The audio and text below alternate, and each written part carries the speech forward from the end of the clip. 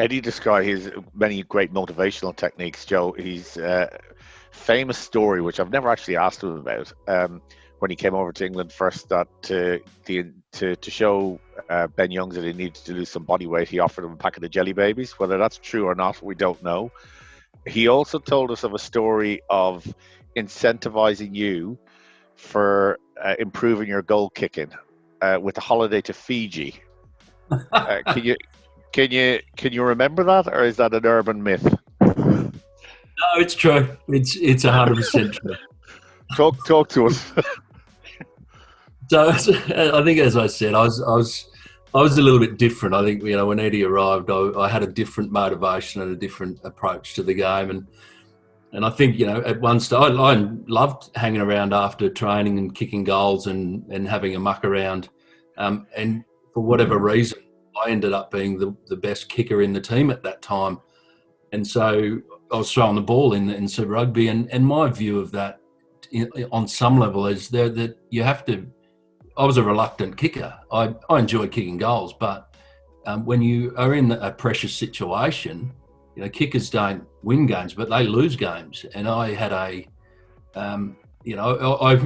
had a really open relationship with Eddie to be able to say, well, Eddie, what's in it for me? All I have is a fear of my own self-loathing if I let the team down.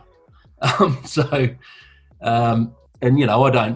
don't want to be sticking around after training for another hour to kick goals while everyone's back having a coffee and enjoying themselves. This is not fair. I mean, it was along that lines, wasn't it, Eddie? Yeah, no, that's 100% true, mate. He incentivised me with a holiday at the end of the season, which was brilliant. It was uncalled for.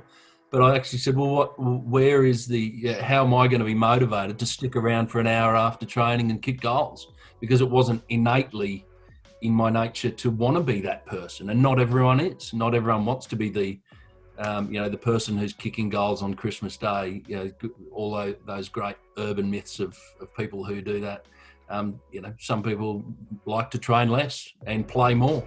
I think the whole thing about it is you've got to get some sort of emotional attachment with the player, and the prize or the disincentive's not really the key. I think, for every player, like Joe can remember that conversation for how long ago? How long is that now, mate? 25 years ago. Yeah. Yep. Yeah, and that's the power of emotion. If you have an emotional relationship or emotional conversation with someone, it sticks with them and it means something to them. And I can remember Joe, seeing him kick after practice. We joke about, because I think it was a 70% cut-off. We'd say, mate, you're 69%. You better spend a few more kicks out there, mate. And it was just it became a bit of fun, but in that then became more deliberate practice, because Roffy was a carefree, talented guy, and goal kicking wasn't something. It's not for a carefree, talented guy. It's a studious, diligent person that wants to do it every day. And it worked, and it ended up helping us win a premiership. I don't know how the holiday was, mate. Was it good? It was very good.